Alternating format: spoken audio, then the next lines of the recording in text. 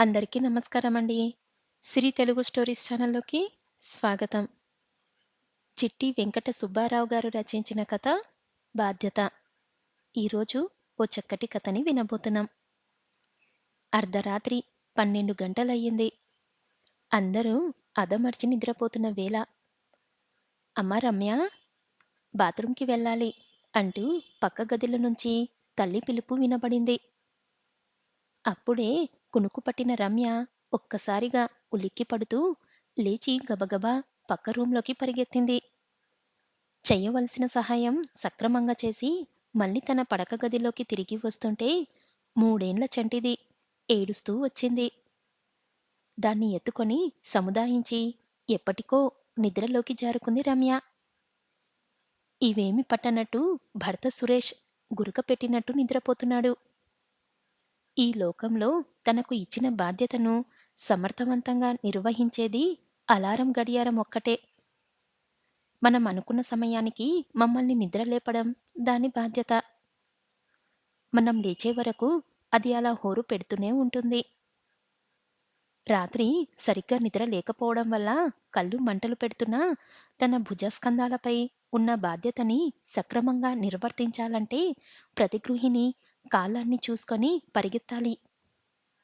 3 ఏండ్ల చంటిపిల్ల ఉదయం టిఫిన్ చేసి క్యారేజ్ పట్టుకొని రాత్రి ఎప్పటికో ఇంటికి చేరే భర్త బాగోగులు లేవలేని స్థితిలో మంచం మీద ఉన్న కన్నతల్లి.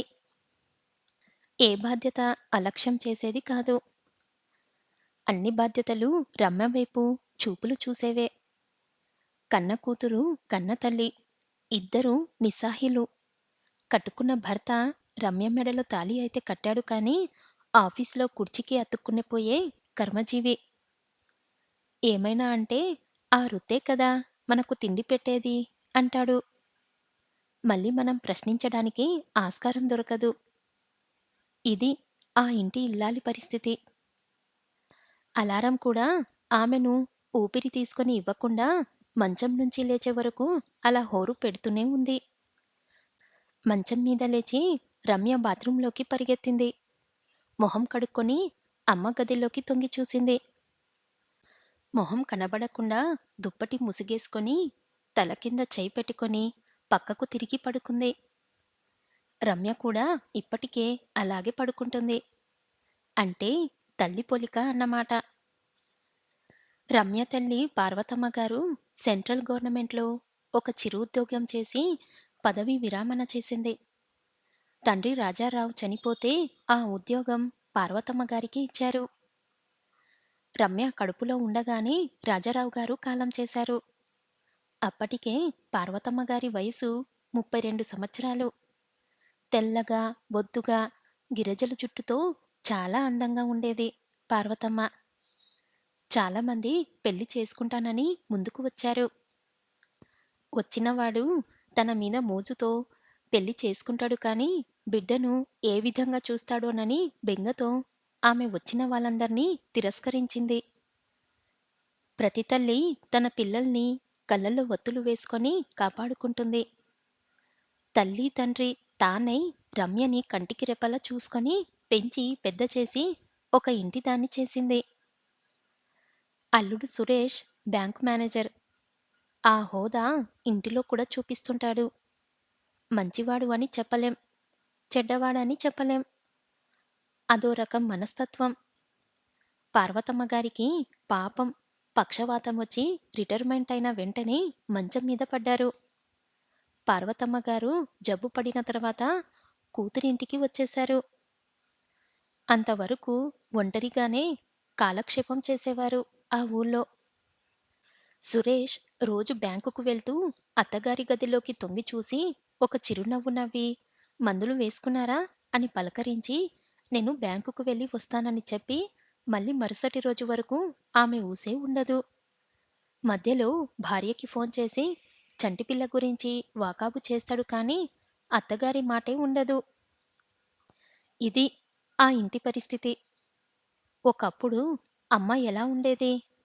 చకచకామంటూ పనులు చేసేసేది. కాలం ఎలా మార్చేసింది అమ్మని అనుకుంటూ రమ్య ఆలోచనలలో పడింది. రమ్య పార్వతమ్మ గారు నవమాసాలు మోసి కనిపించిన బిడ్డ. ఇప్పుడు పార్వతమ్మ గారికి నవనాడులు కుంగిపోయి రమ్యకి దేవుడు ఇచ్చిన బిడ్డగా మారిపోయింది. పురిటి నొప్పులు పడకుండా రమ్యకి దేవుడిచ్చిన పసిబిడ్డ పార్వతమ్మ గారు. అందరూ దేవుడు చేసిన మనుషులే. ఇద్దరు మనుషుల మధ్య బంధం రకరకాలుగా ఉంటుంది. రమ్యది పార్వతమ్మ గారిది పేగుబంధం. రమ్యది మాతృ రుణం. కాలం చిత్రమైన మార్పులు చేస్తుంది. రమ్య పార్వతమ్మ గార్ల ఇంటి పేర్లు వేరు చేసింది. పేరుకి అది పార్వతమ్మ గారి శరీరమే కాని దానిని పెంచి పోషించేది, సపర్యాలు చేసేది కూతురు రమ్య మాత్రమే. చిన్నతనంలో రమ్య అమ్మ చెంకలోనే ఉండేది. ఒకప్పుడు రమ్యని ఎత్తుకొని తిరిగిన పార్వతమ్మ గారు అప్పుడే పుట్టిన చంటి పిల్లలా మారి మంచం దిగకపోతే నేను అమ్మ పాత్రలోకి మారి అమ్మ మంచం పక్కనే నా డ్యూటీ. ఆ 3 గదులు అద్దె కొంపలో నా చిన్నతనంలో ఆ చిన్ని బాత్రూంలో అమ్మ ఆనందంగా చేయించిన స్నానం నేను రోజూ అమ్మకు స్నానం చెయ్యిస్తూ కన్నీళ్లు పెట్టుకొని బాధపడుతున్నాను. అమ్మ ఎందుకిలా మారిపోయింది అని. అమ్మ ఆనందంగా నాకు స్నానం చేయించి తెల్లటి నుదురు మీద నల్లటి అగరబొట్టు పెట్టి సంతోషపడుతూ ఉండేది. ఇప్పుడు నేను అమ్మ నుదిటిన రవ్వంత విభూది బొట్టు పెట్టి కన్నీళ్లు కారుస్తున్నాను. అమ్మ కళ్ళ నుండి కారేవి ఆనంద బాష్పాలు. నా కన్నీళ్లు గుండెల్లో దిగులుతో వచ్చేవి. తలుపు చాటుకు వెళ్ళి నేను అమ్మ పరిస్థితి చూసి వెక్కి వెక్కి ఏడ్చిన క్షణాలు నన్ను ఓదార్చడానికి అమ్మకు సహకరించని శరీరం.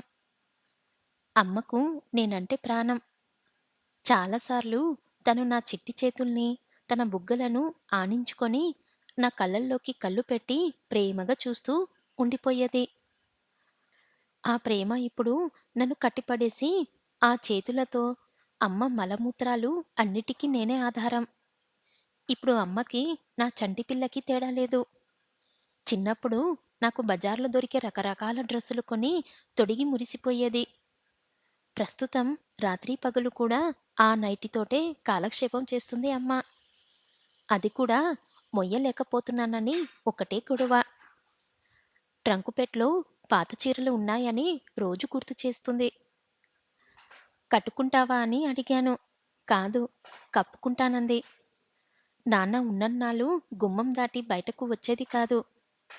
నాన్న మరణం అమ్మని బలవంతంగా బయటకు నెట్టింది. అలాంటి అమ్మ నాకు ఇప్పుడు మంచం దిగడమే అంబరం. నేను కొంచెం పెరిగి పెద్దయిన తర్వాత నాకు అన్ని రుచులతో ప్రతిరోజు కడుపు నింపేది. నా కోరికల్ని శ్రమ అనుకోకుండా తీర్చేది. ఇప్పుడు నా చేత్తో కలిపి పెట్టిన రెండో ముద్దకే నోరు తెరవడం లేదు. అమ్మ నాకు ఇప్పుడు లక్కపిడతల బొమ్మ.